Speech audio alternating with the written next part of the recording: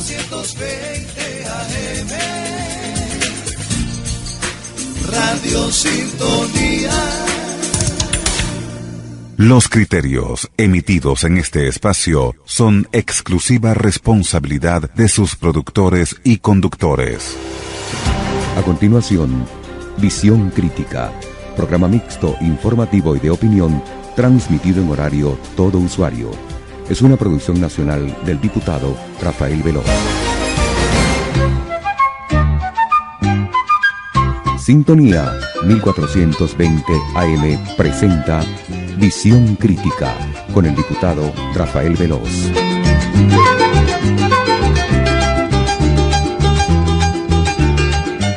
Buenos días, Venezuela, buenos días lluvioso, buenos días en esta Venezuela linda, que a pesar de la pesadumbre que hay, a pesar del dolor por las últimas informaciones que nos sorprendieron el fin de semana, seguimos adelante. Programa Visión Crítica de este lunes 1 de julio, 1 de mes y primera semana del mes. En la dirección de la estación, la doctora Ana Mireya Obregón, en la gerencia de producción, Toti López Pocaterra, y en los controles, nuestro querido Marcos Solano. Estamos transmitiendo a distancia el programa Visión Crítica de este lunes debido a la fuerte lluvia que está cayendo en casi todo el país. Esa lluvia gratificante que va a arrastrar toda energía negativa, toda suciedad, toda basura. Bueno, para empezar, les recuerdo el Twitter del diputado Rafael Veloz G, con G de gatos.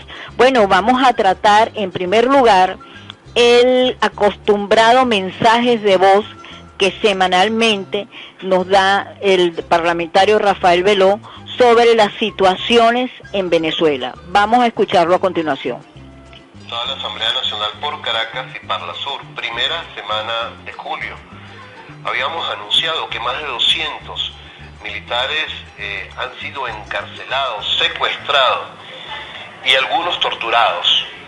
Y por ello vino la Alta Comisionada de los Derechos Humanos de Naciones Unidas. La advertencia no fue suficiente. Lamentablemente asesinan al capitán de corbeta. Es un elemento adicional lamentable en la cual la población venezolana debe seguir en su programa para el restablecimiento de las instituciones, también de la Administración de Justicia en materia militar, por cuanto el Código de Justicia Militar establece que la designación de estos jueces le corresponde a otra instancia, no al ministro de Defensa, como lo han estado haciendo. De ahí que la expresión ciudadana se tiene que hacer efectiva este 5 de julio, que se conmemora la independencia de nuestro país. Independencia de 300 años de monarquía para entrar en un sistema republicano. El 5 de julio tiene que ser una pauta importante también como expresión ciudadana para la independencia de nuestro país y para la entrada de la nueva democracia. Gracias, diputado Veloz. Y siguiendo en el mismo tema, la tortura es un delito en virtud del derecho internacional. La prohibición de la tortura es absoluta e inequívoca. La tortura no puede justificarse bajo ninguna circunstancia, ni un estado de guerra, ni en respuesta al terrorismo, la inestabilidad política, ni ninguna otra emergencia pública.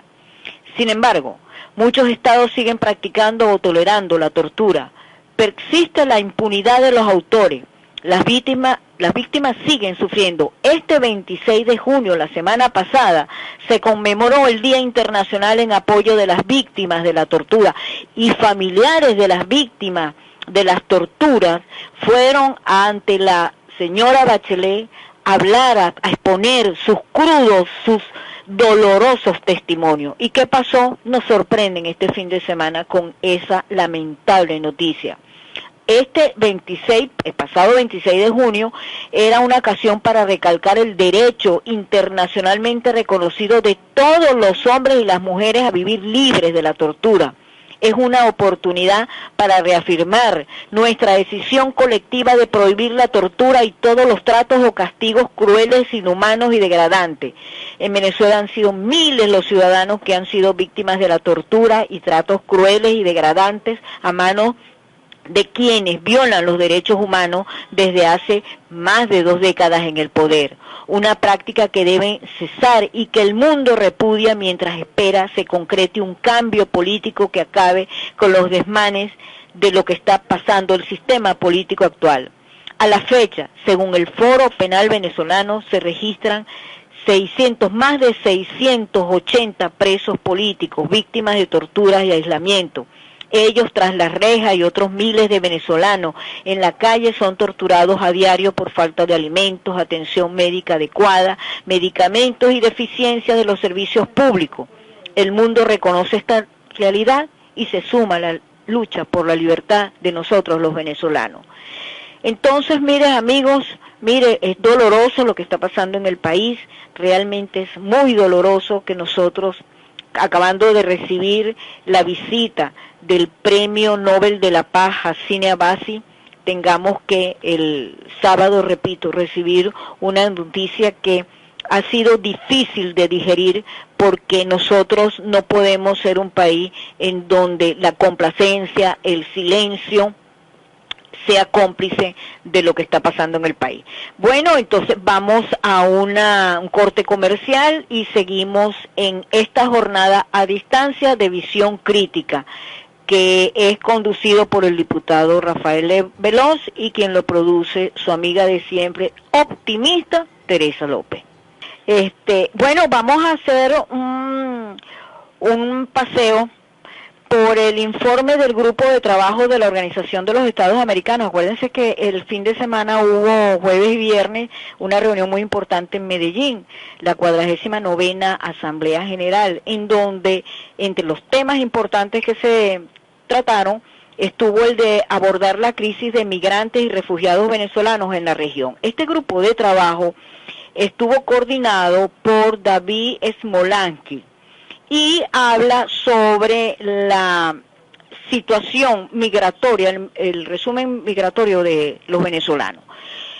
La actual crisis de migrantes y refugiados venezolanos no tiene precedentes en la región. Para el momento de la publicación de este informe, junio del 2019, reciente, al menos 4 millones de venezolanos han huido del país, lo que representa poco más del 13% de la población total de la nación.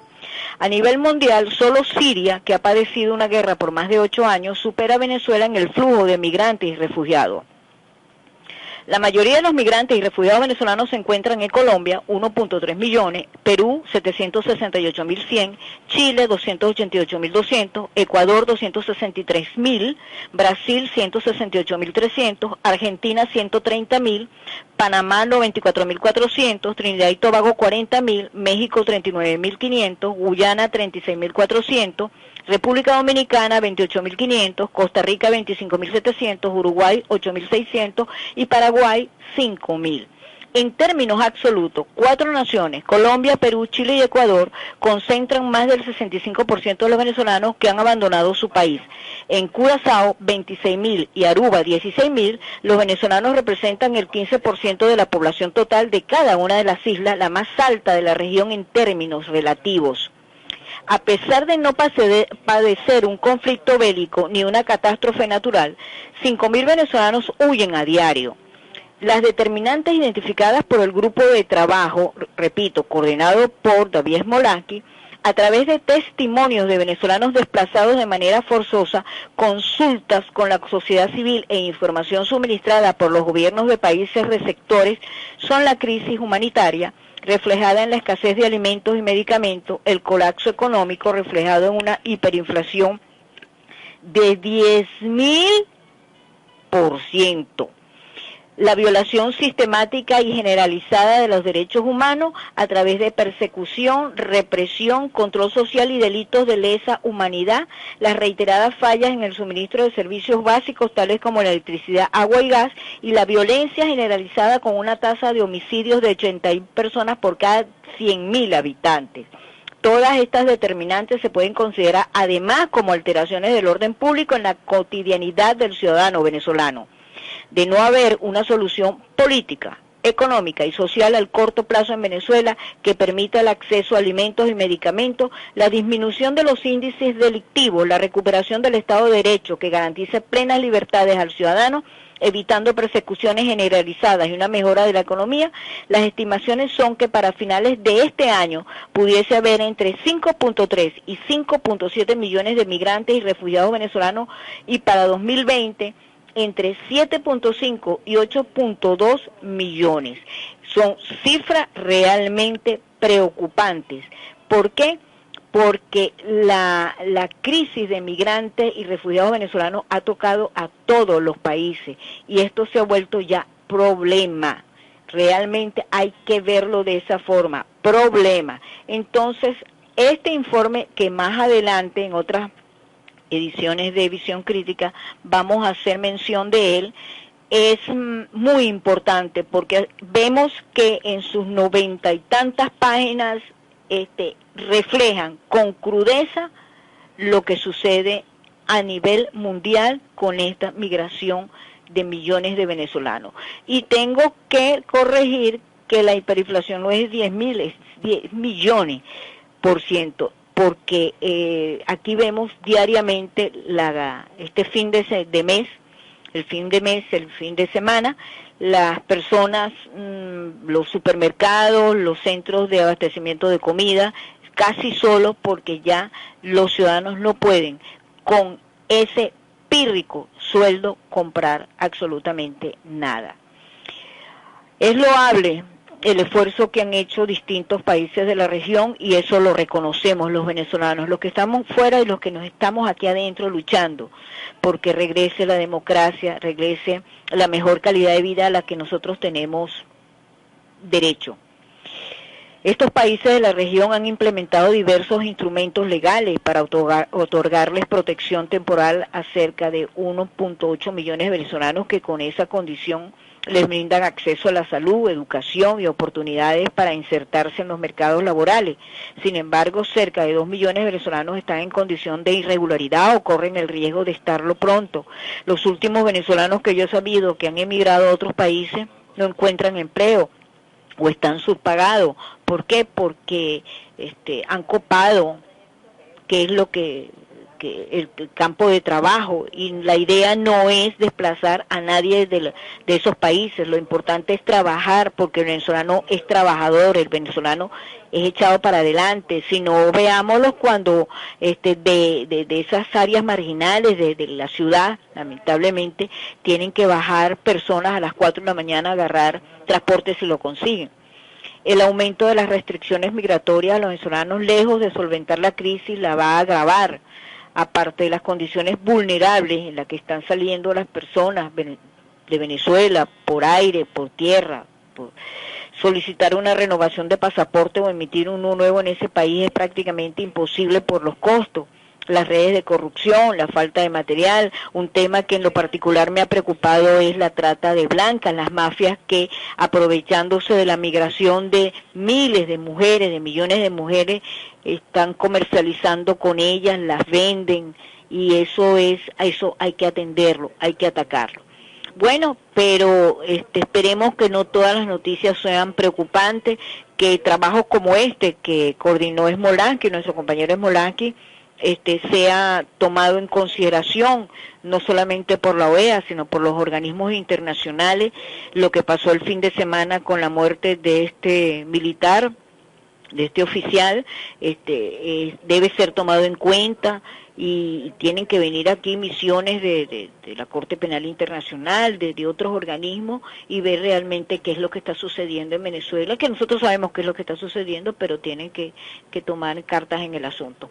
Bueno, entonces Marquito, vamos a ver si podemos hacer contacto con nuestro amigo José Antonio Gil Yepes, que la semana pasada lo teníamos pendiente, pero respetando lo de la cadena no pudimos tomar su declaración, hablar con él telefónicamente para que nos diera su panorama, su óptica de lo que está pasando en Venezuela, hacia dónde vamos, cómo vamos.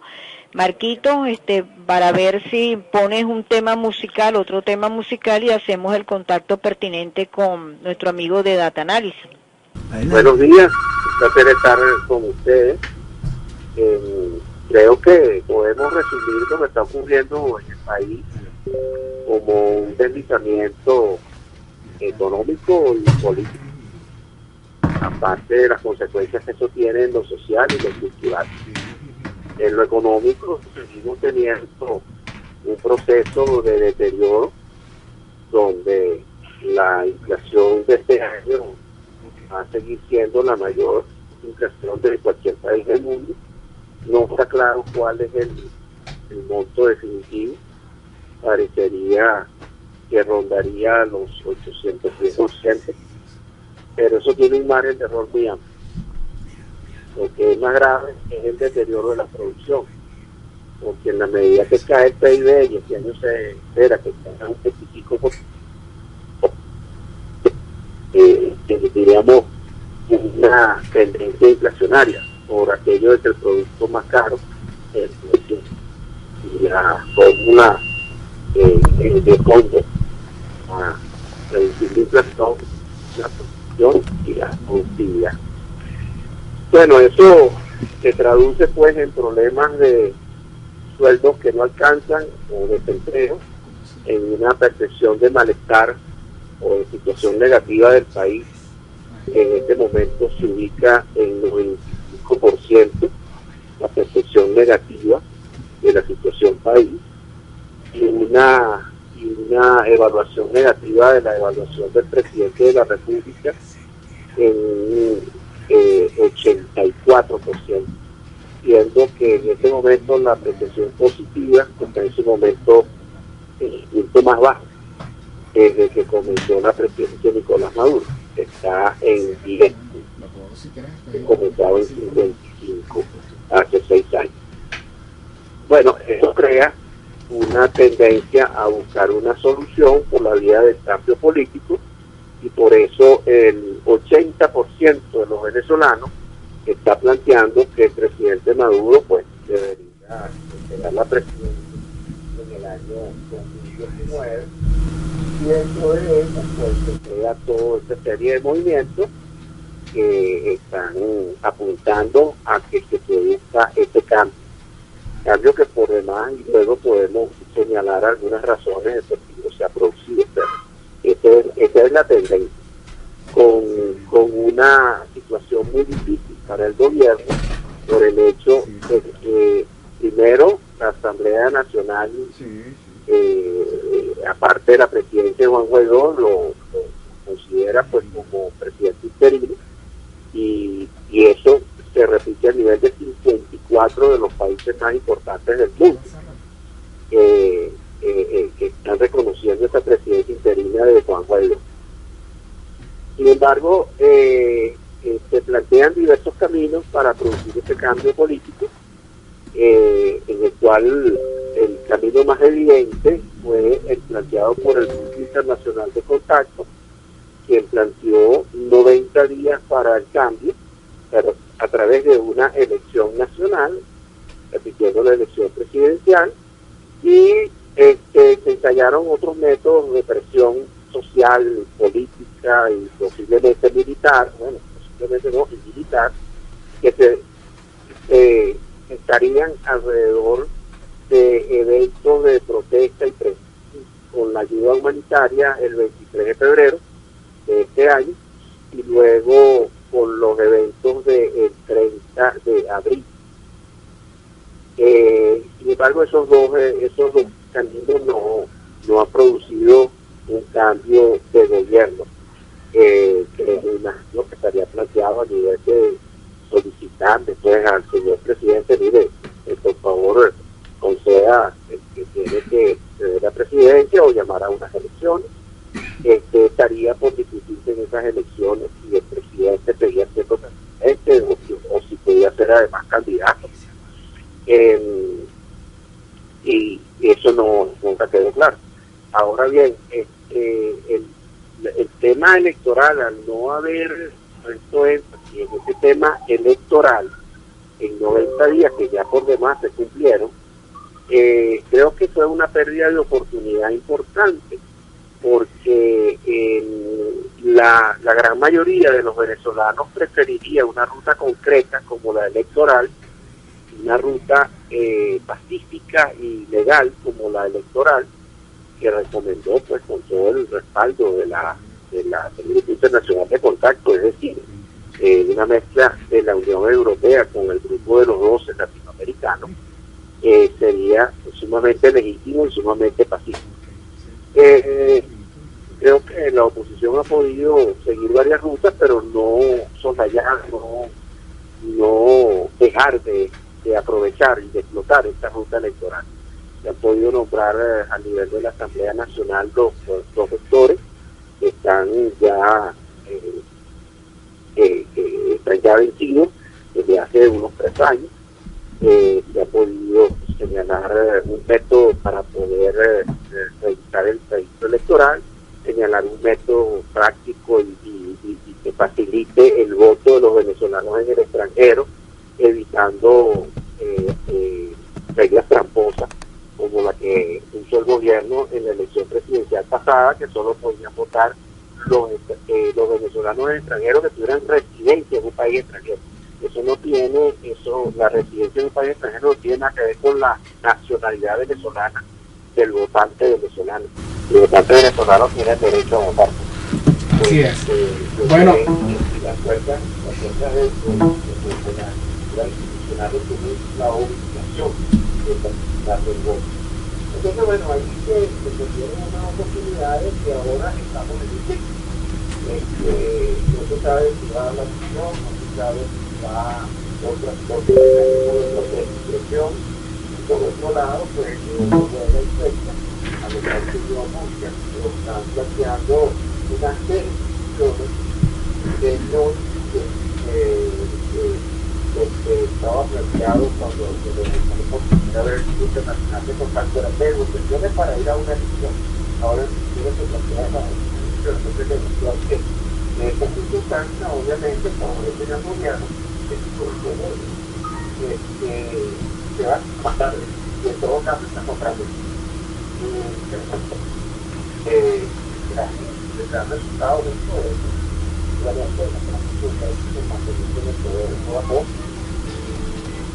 Gracias a José Antonio Gil Yepes, director de Data Análisis, por ese valioso análisis